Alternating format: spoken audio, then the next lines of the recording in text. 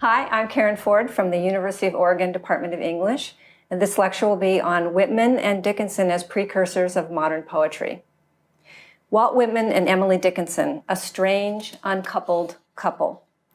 Why would a course in modern and contemporary American poetry include two 19th century poets, Walt Whitman and Emily Dickinson? True, they are widely considered to be the two greatest American poets before the 20th century, and they continue to exert a strong influence over contemporary poets in the US and around the world.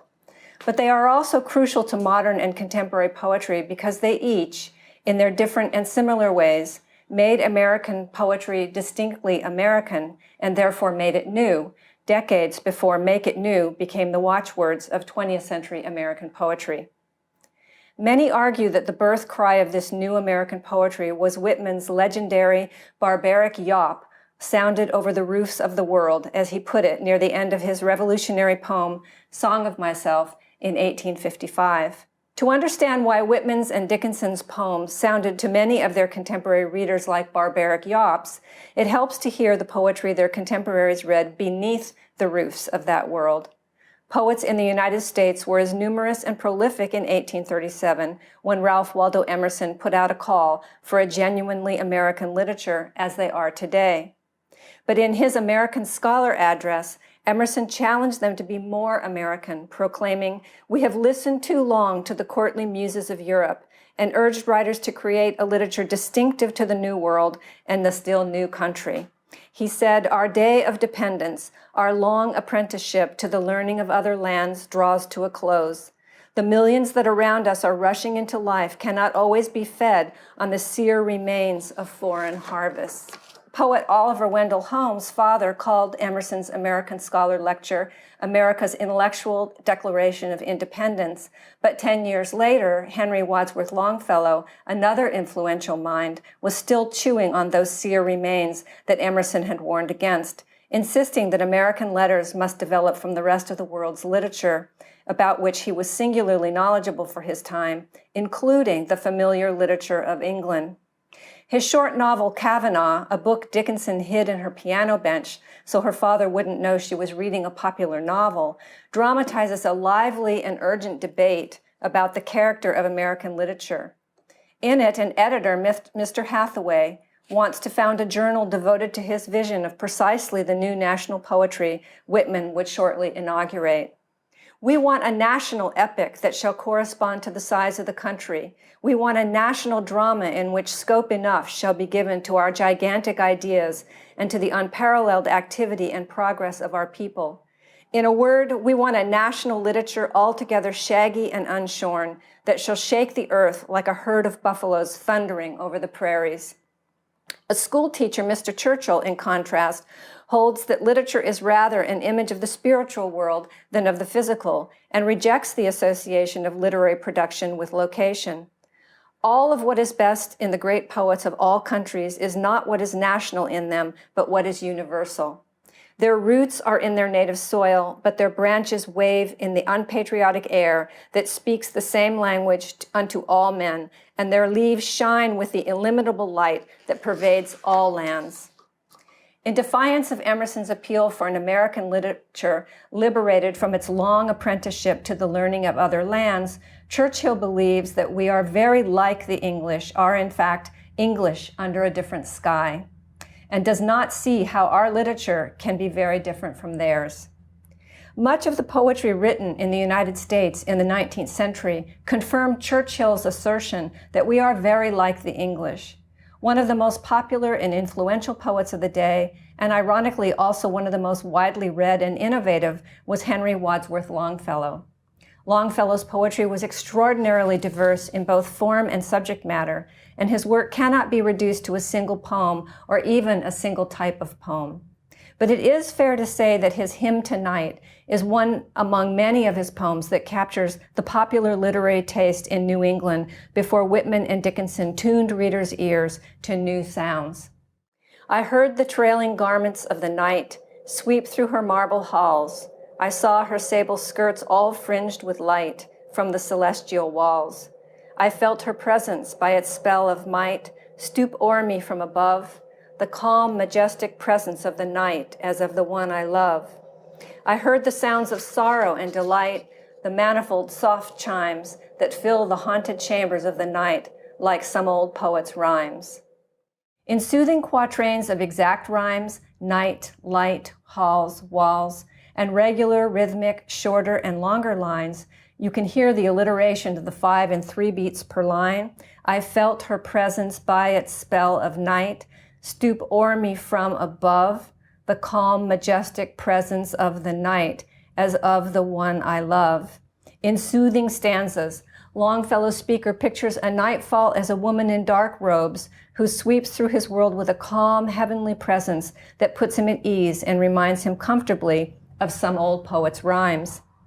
The kind of old poet whose rhymes he's thinking of is a poet who writes just like he does. In a traditional stanza form and meter, with conventional figurative language, all in support of a conventional sentiment. O holy night, from thee I learned to bear what man has borne before.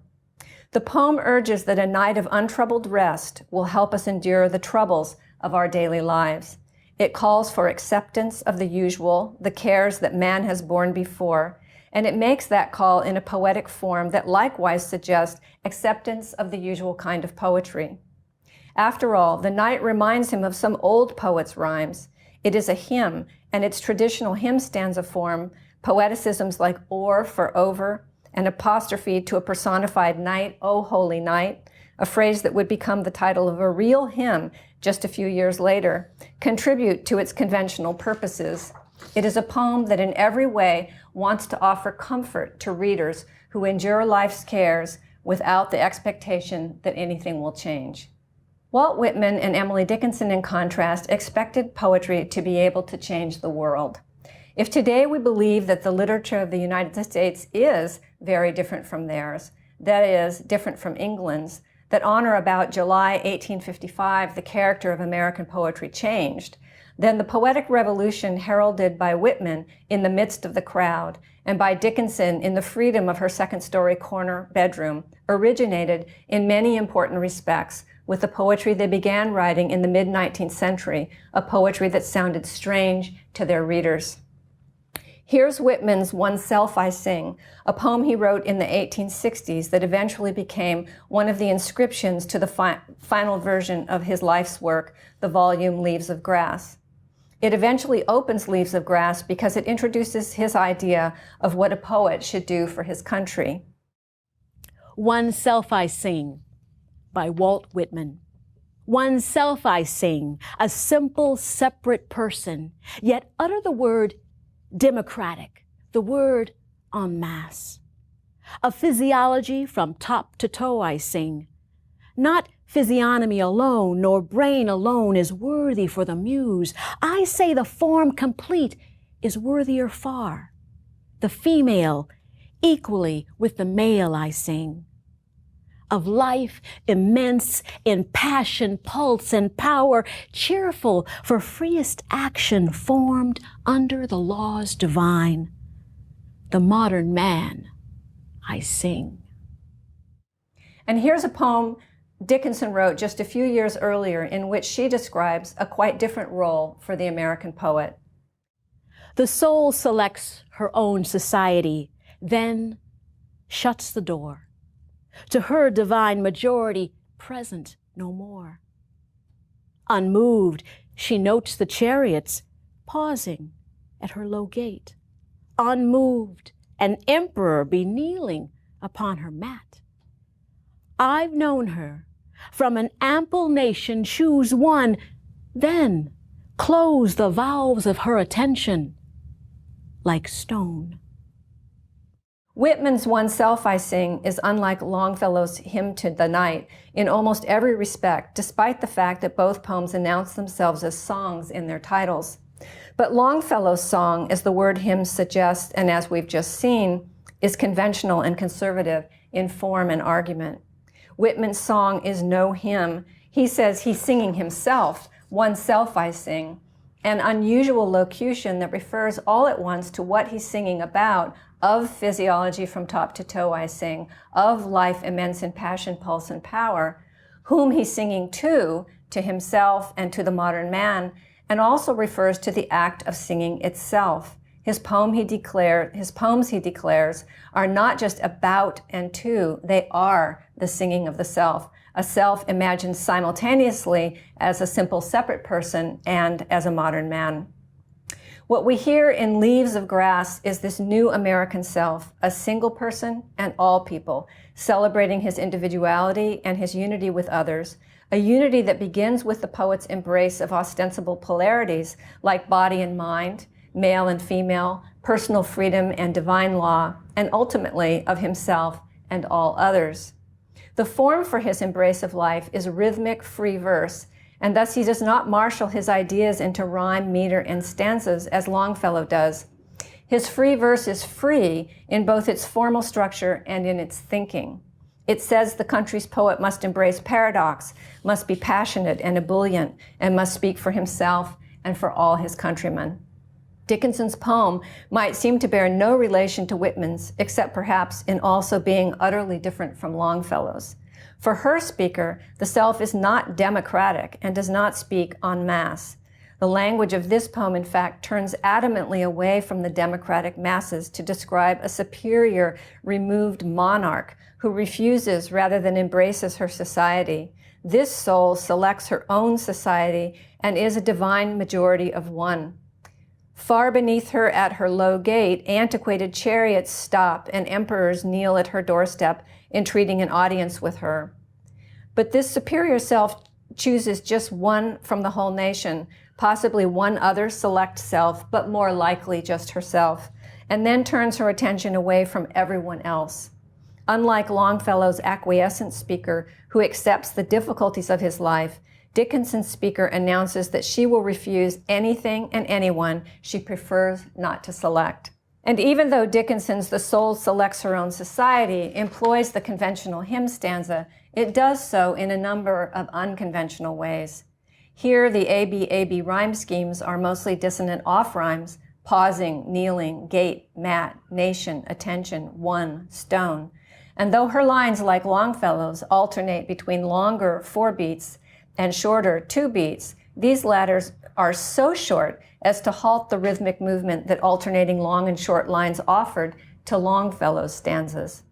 Unmoved, she notes the chariots pausing at her low gate. Unmoved, an emperor be kneeling upon her mat. In fact, by the final stanza, the shorter lines have contracted to a single beat, emphasizing the speaker's insistence on choosing one. Listen for the contraction of sound as the speaker closes the valves of her attention. I've known her from an ample nation, choose one, then close the valves of her attention like stone. Again, though Dickinson's speaker in this poem would not be caught dead uttering the word democratic, the word en masse, like Whitman's, and though her rhymed and metered hymn stanzas sonically curtail the kind of freedom Whitman associates with free verse, the two speakers share an almost megalomaniac sense of personal authority and individual rights, and they write poems that ratify those rights. Absent in both Whitman and Dickinson is Longfellow's submission to the status quo, both life status quo and poetry's.